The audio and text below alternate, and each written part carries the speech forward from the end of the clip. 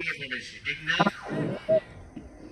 আমাদের আওয়াজটা এমন হওয়া দরকার, ইল্লাল্লাহ, আল্লাহ, সুবহানাল্লাহ, আলহামদুলিল্লাহ, এরকম তাসবিহাতের আওয়াজ এক একটা দিবেন, নাস্তিক বেঈমান বাতিলদের অন্তরে কম্পন সৃষ্টি হবে। কথা ঠিক কিনা?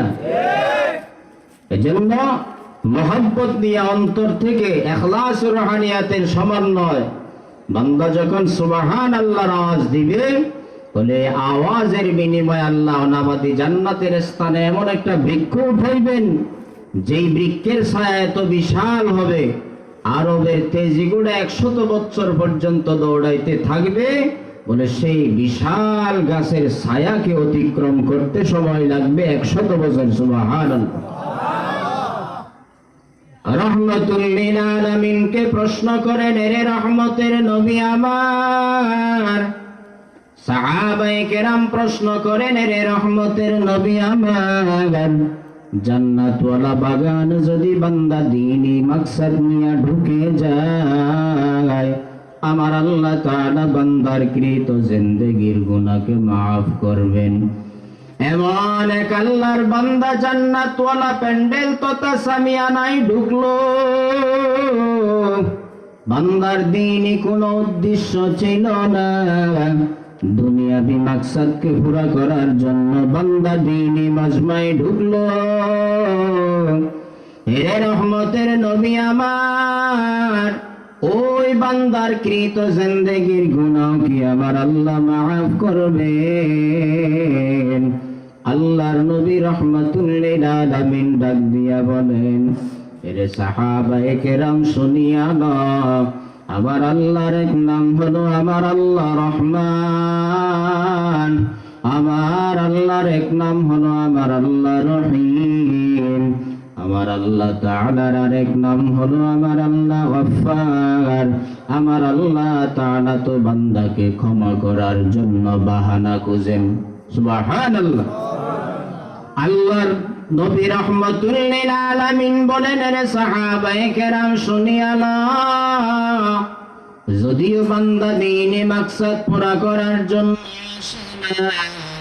দুনিয়াবি মাকসাদকে পুরা করার জন্য এসেছে, আমার আল্লাহ তাআলা বান্দার গুনাহকে মাফ করার জন্য বাহানা খুঁজেন। আমার আল্লাহ তাআলা ওই গফফার নামের ওসিলায় বান্দার কৃত জিন্দেগীর সব গুনাহকে মাফ করবেন। সুবহানাল্লাহ। বলেন, আমাল সে বনতি হ্যায় জন্নত বি জাহান্নাম, अमाल से बनती है जन्नत भी जहन्नम, ये खाक फितरत में न नारी है न नूरी, ये खाक फितरत में न नारी है न नूरी, इखलास की आमद ये जन्नत की हमरा, परहज़ की मक़ासिद है जो तक़वा से हासिल मा, परहज़ की मक़ासिद है जो तक़वा से हासिल मा, बेग़ैर जो अअमाल हो इख़लास व तक़वा, बेग़ैर जो अअमाल हो इख़लास व तक़वा, बर्बाद तेरे जिंदगी है होश नजर मां, बर्बाद तेरे जिंदगी है होश नजर मां। আমার মায়ার নবী রাহমাতুল লিল আলামিন বলেন, রে সাহাবায়ে কেরাম শুনিয়া নাও, আমার আল্লাহর এক নাম রহমান, আমার আল্লাহর এক নাম রহিম, আমার আল্লাহর আরেক নাম হলো আমার আল্লাহ গফফার। যদিও বান্দা দুনিয়াবি মাকসাদকে পুরা করার জন্য জান্নাতওয়ালা প্যান্ডেল তথা সামিয়ানায় ঢুকলো, আমার আল্লাহ তাআলা দ্বীনি মাকসাদ নিয়ে না আসার কারণেও ভালো মানুষ আর উত্তম মানুষ আল্লাহওয়ালা গণের সুহবত আর সংস্রবে সময় কাটানোর কারণে আমার আল্লাহ তাআলা তার জিন্দেগির গুনাহকে মাফ করিয়া আমার আল্লাহ তাআলা তার সমস্ত বদামলকে নেক দ্বারা পরিবর্তন করিয়া দেয়। সুবহানাল্লাহ। এজন্য আল্লাহর বান্দা ভালো মানুষের সুহবতের বড় দাম। আজকে মাদ্রাসা দেখতে পারে না, উলামায়ে কেরাম দেখতে পারে না, বলে হুজুরের আর কি বলবে, কোরআন হাদিস দিয়া বলা টান দিবে, এক একটা সুর দিবে। এরে ভাই না না না, এই জিন্দেগিতে দুনিয়া নামক গ্রহ তথা জমিনে আইসা একটু চিন্তা করিয়া তাকাইয়া দেখো, নিঃস্বার্থ মহাব্বত আর মায়া করনেওয়ালা তোমার আর কেউ না, সেই হলো আহলে হকের বেনার উলামায়ে কেরাম। কথা ঠিক কিনা? সবাই ঘুমাইয়া গেছে। মাদ্রাসার মুহতামিম মাসাতে যায় কেরামদেরকে নিয়া, ছাত্রদেরকে নিয়া তাহাজ্জুদের মুসল্লায় হাজির। দোয়া করে, আল্লাহ এলাকার বান্দাদেরকে আপনি হেদায়েত দান করে দেন, ব্যবসায়ীদের ব্যবসায় আপনি বরকত দান করেন, তাদের জীবনকে আল্লাহ আপনি উজ্জ্বল করে দেন, মুসিবত ওয়ালাদের মুসিবত থেকে মুক্তি দান করে দেন আল্লাহ।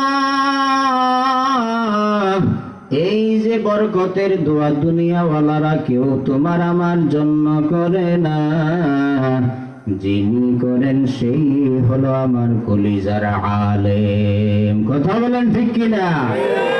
আজকে সেই উলামায়ে কেরামকে কেমন জানি, উলামায়ে কেরামকে একদল বড় বাতিল ফেরকা কেমন জানি তাকে দেখতে পারে না, ছায়াও দেখতে পারে না। আছে না নাই? আমি তো বড় তিন চিল্লা লাগাইয়া, বড় পাগড়ি বাঁধিয়া বড় আমির হয়ে গেলাম।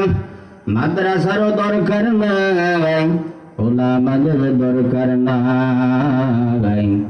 আমার পীর মুর্শিদ ডাক দিয়া বলেন, রে দুনিয়ার উম্মত, যারা বলবে মাদ্রাসা আর আলেম ছাড়া আমরা দুনিয়াতে এমনিতে চলতে পারি, কোনো তাদের দরকার নাই, তাহলে বান্দা মরার আগে ওসিয়ত করিয়া দেয়, মরার পরে যেন কোনো আলেমে তোমার জানাজা না পড়ায়, কুকুর শুকুর দ্বারা যেন তোমার জানাজার ইমামতি হয়। কথা বলেন ঠিক কিনা?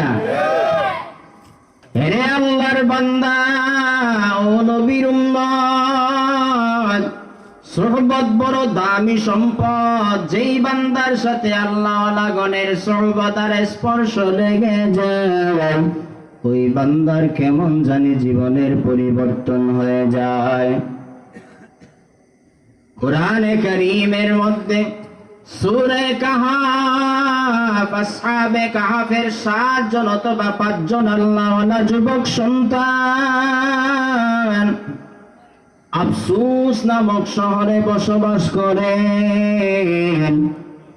দাকিয়ানুস বাদশা বড় জালেম, পাপাচার পাপিষ্ঠ শয়তান, নিজের ধর্মের দিকে আকৃষ্ট করে আর আল্লাহ তাআলার কুফরি মতবাদ যেন মানুষের অন্তরে ঢুকাইয়া দেয়। আফসোস নামক শহরে বসবাস করেন আল্লাহর বান্দা যুবক সন্তান।